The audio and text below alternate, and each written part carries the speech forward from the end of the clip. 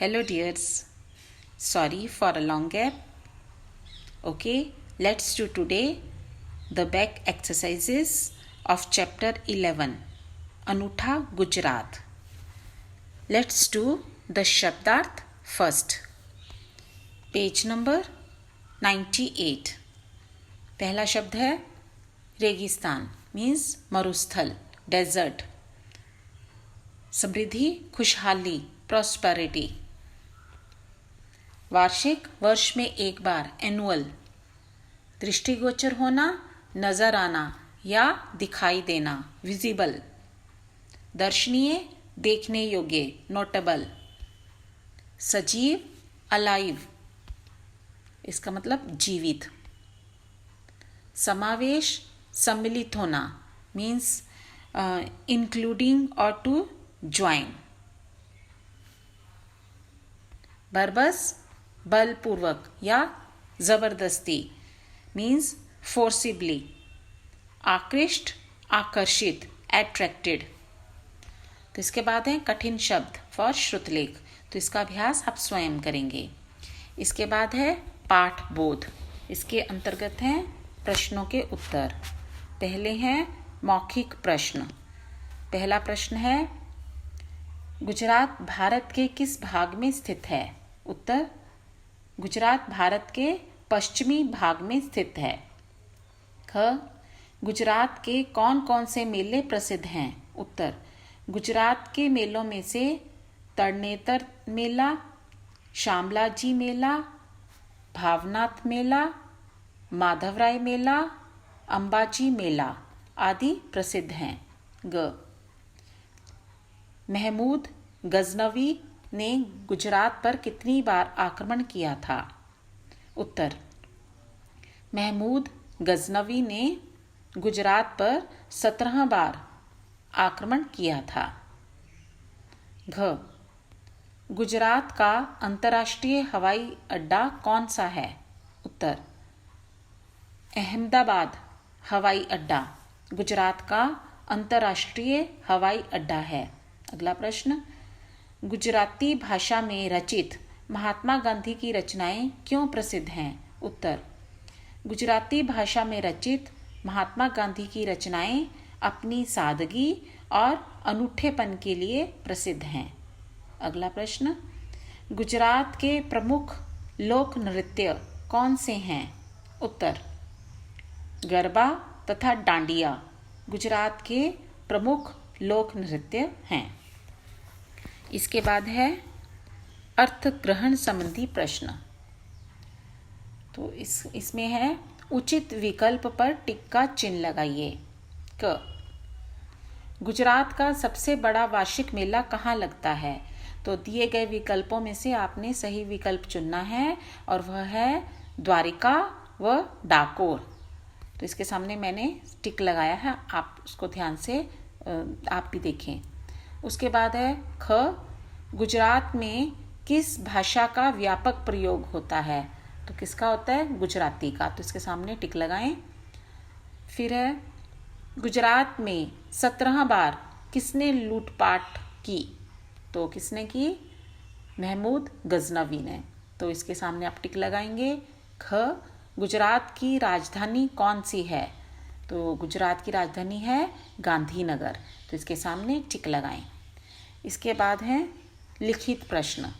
इसके अंतर्गत पहले हैं लघु उत्तरीय प्रश्न. पहला प्रश्न है गुजरात को गुर्जर भूमि क्यों कहा गया था. उत्तर प्राचीन काल में गुजरात में गुर्जरों का साम्राज्य होने के कारण इसे गुर्जर भूमि कहा गया. अगला प्रश्न है प्राचीन काल में गुजरात की प्रगति व समृद्धि किसके शासनकाल में हुई थी. उत्तर प्राचीन काल में गुजरात की प्रगति व समृद्धि चालुक्य राजाओं के शासनकाल में हुई थी.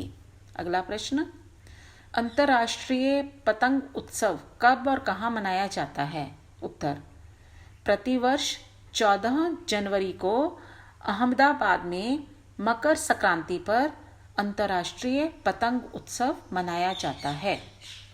घ गुजरात किन चीज़ों के उत्पादन में अग्रणी है? उत्तर, गुजरात कपास, मूंगफली, नमक व दूध के उत्पादन में अग्रणी है। अगला प्रश्न, गुजरात किन उद्योगों के लिए कच्चा माल उपलब्ध कराता है? उत्तर, गुजरात कपड़ा, तेल और साबुन जैसे महत्वपूर्ण उद्योगों के लिए कच्चा माल उपलब्ध कराता है। च, गुजरात को भारत का मैनचेस्टर क्यों कहा जाता है? उत्तर, गुजरात के सूती वस्त्र उद्योग के कारण इसे भारत का मैनचेस्टर कहा जाता है। 6, यहाँ के रहन सहन और पहनावे पर किस राज्य का प्रभाव दृष्टिगोचर होता है? उत्तर, यहाँ के रहन सहन और पहनावे पर राजस्थान का प्रभाव दृष्टिगोचर होता है। आगे हैं दीर्घ उत्तरीय प्रश्न। क, किन व्यक्तित्वों ने गुजरात को और महत्वपूर्ण बना दिया है और कैसे?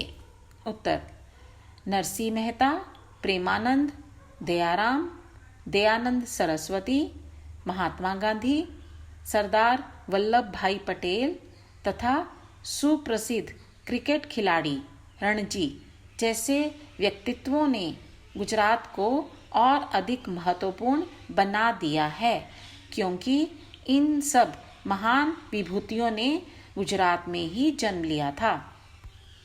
ख, आप कैसे कह सकते हैं कि स्थापत्य शिल्प की दृष्टि से गुजरात काफी समृद्ध है? उत्तर, स्थापत्य शिल्प की दृष्टि से गुजरात काफी समृद्ध है। रुद्र महालय, सिद्धपुर, महाकाली मंदिर, पावागढ़, गलतेश्वर, द्वारकानाथ का मंदिर, शत्रुंजय, पालिताना के जैन मंदिर आदि काफी प्रसिद्ध हैं। अहमदाबाद व सूरत के लघु मंदिरों का काष्ठ शिल्प तथा पौराणिक मूर्तियां दर्शनीय हैं। ग, गुजरात आने वाले पर्यटक क्या खरीदना नहीं भूलते और क्यों? उत्तर, गुजरात अपनी कला व शिल्प की वस्तुओं के लिए भी प्रसिद्ध है। यही कारण है कि गुजरात आने वाले पर्यटक जामनगर की बांधनी साड़ियाँ, पाटन का उत्कृष्ट रेशमी वस्त्र, पटोला, खिलौने तथा पालनपुर का इत्र खरीदना नहीं भूलते। घ, गुजरात की वास्तुकला शैली क्यों विख्यात है और यह कहाँ संरक्षित है? उत्तर, गुजरात की वास्तुकला शैली अपनी भव्यता व आलंकारिता के लिए विख्यात है, जो सोमनाथ, द्वारिका, मोढेरा, थान, गिरनार जैसे मंदिरों और स्मारकों में संरक्षित है। अंतिम प्रश्न है, पर्यटन की दृष्टि से यहाँ देखने योग्य कौन से स्थल हैं? उत्तर, पर्यटन की दृष्टि से गुजरात में रॉयल पैलेस, सरदार सरोवर बांध, द्वारकाधीश मंदिर, सोमनाथ मंदिर, हाजी पीर दरगाह, गिर वन राष्ट्रीय पार्क, लोथल व ढोलावीरा, कच्छ का रेगिस्तान, कीर्ति मंदिर, साबरमती आश्रम, Lakshmi Vilas palace, Watson museum आदि देखने योग्य स्थल हैं। तो इसके बाद है आगे व्याकरण बोध। तो इसके अंतर्गत सबसे पहले है सही वर्ण विच्छेद पर टिक का चिन्ह लगाइए। तो वर्ण विच्छेद क्या होता है? शब्द के प्रत्येक वर्ण को अलग अलग करके लिखना, मतलब शब्द को स्प्लिट करके लिखना। तो सबसे पहला शब्द है विशाल, तो इसका जो सही वर्ण विच्छेद है वो दूसरा है, तो उसके सामने आप टिक लगाएंगे। दूसरा शब्द है मंदिर, तो इसका वर्ण विच्छेद सही है, पहले वाला ही, तो इसके सामने टिक लगाएंगे। महोत्सव, तो महोत्सव का सही वर्ण विच्छेद है पहला, तो इसके सामने आप टिक लगाएंगे। और अंतिम शब्द है गुजरात, तो इसका वर्ण विच्छेद है सेकंड वाला ठीक, तो उसके सामने आप टिक लगाएंगे। दूसरा प्रश्न है नीचे लिखे शब्दों का वर्ण विच्छेद कीजिए। तो अब आप इन दिए गए शब्दों का वर्ण विच्छेद करेंगे। तो मैंने आपके लिए यहाँ पे किया है और इसके विषय में मैं आपको जो पहले मैंने पाठ पढ़ाए हैं उनमें बहुत विस्तार से बहुत बार समझाया है कि इन शब्दों का वर्ण विच्छेद कैसे किया जाता है। तो आप यहाँ से उत्तर देखें और यदि कहीं आपको समझ में नहीं आता तो आप मुझसे पूछ सकते हैं। तो इसके बाद है अगला प्रश्न तीसरा, संज्ञा शब्दों में ई, इक एवं इत प्रत्यय लगाकर, प्रत्यय मतलब सफिक्स, जो पीछे शब्दांश लगते हैं किसी शब्द के, मूल शब्द के, उसे प्रत्यय कहते हैं। प्रत्यय इंग्लिश में इसको सफिक्स बोलते हैं। प्रत्यय लगाकर विशेषण शब्द बनाए जाते हैं, जैसे गुजरात से गुजराती, तो गुजराती जो है विशेषण है, एडजेक्टिव। अनुभव से अनुभवी, पंख से पंकील, धर्म से धार्मिक। इसी प्रकार विशेषण शब्दों से संज्ञा शब्द भी बनते हैं, जैसे बंगाली से बंगाल। अब बंगाली जो था विशेषण था, एडजेक्टिव था, इससे हमने संज्ञा शब्द क्या बनाया, बंगाल, ये बन गया नाउन। मीठा से मिठाई। तो अब है आगे संज्ञा से विशेषण शब्द बनाइए। तो पहला है शहर, शहरी। नमक से नमकीन, प्यास, प्यासा। नीति, नैतिक। संस्कृति, सांस्कृतिक। तो इसके आगे दिए हैं राइट साइड पर, विशेषण से भाववाचक संज्ञा बनाइए। तो विशेषण शब्द है भयानक, इससे बना भाववाचक संज्ञा भय। मीठा से मिठाई, सुंदर, सुंदरता। अगला चौथा प्रश्न है, शब्दों को संक्षिप्त करने की प्रक्रिया समास कहलाती है।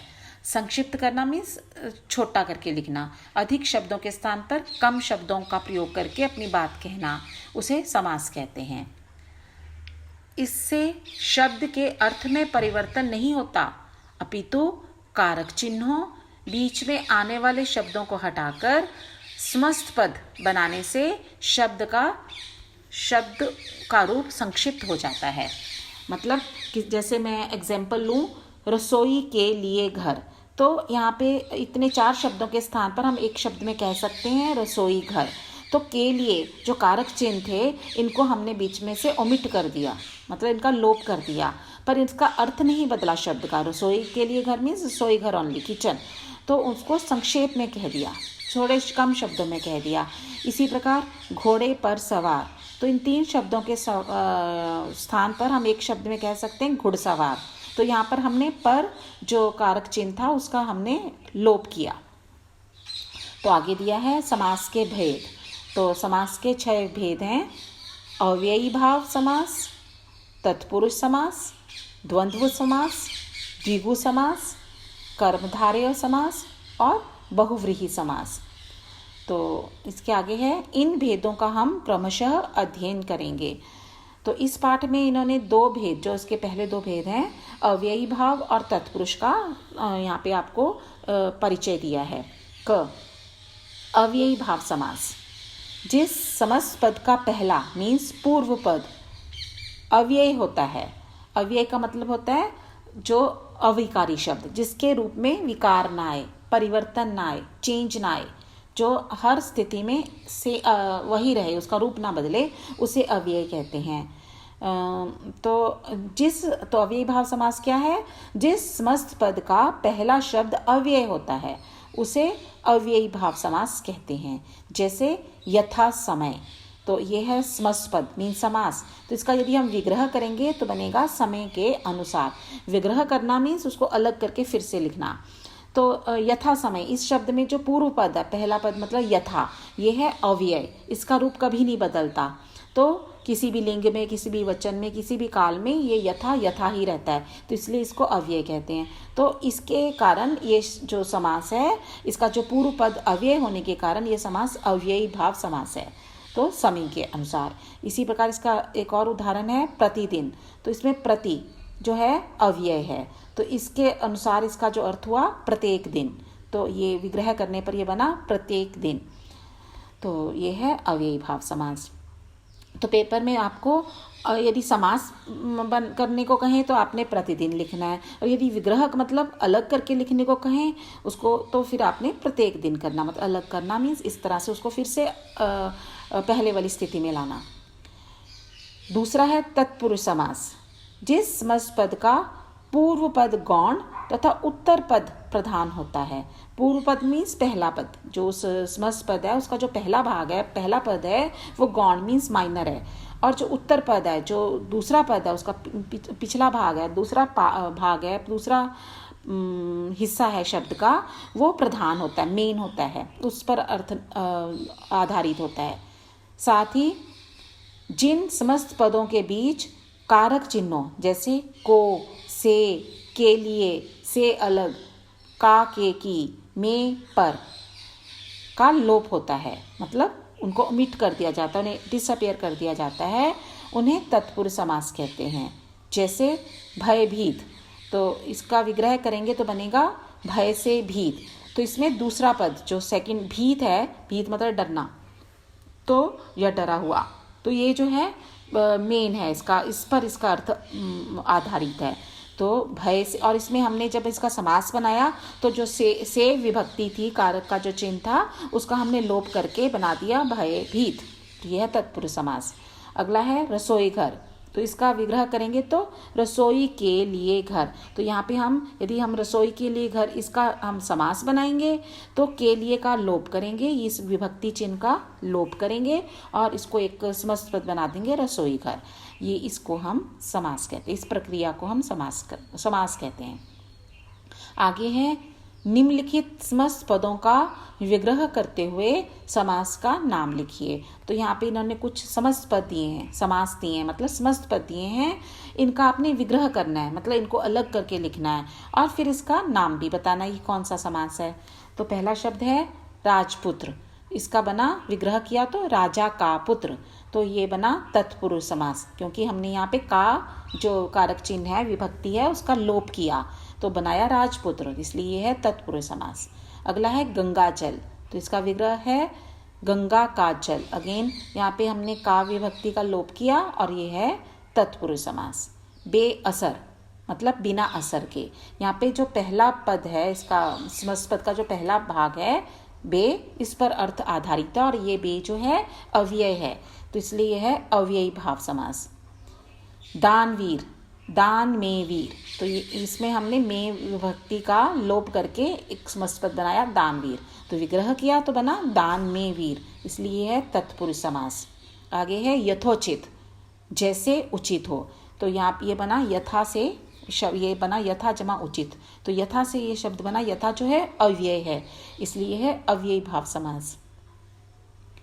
आगे है आजीवन, जीवन भर, इसमें भी आ जो है उससे जो इसका पूर्व पद प्रधान है और आ जो है अव्यय है, तो ये बना अव्ययी भाव समास। Okay then that's all, now we shall meet with the next topic, till then bye bye, take care.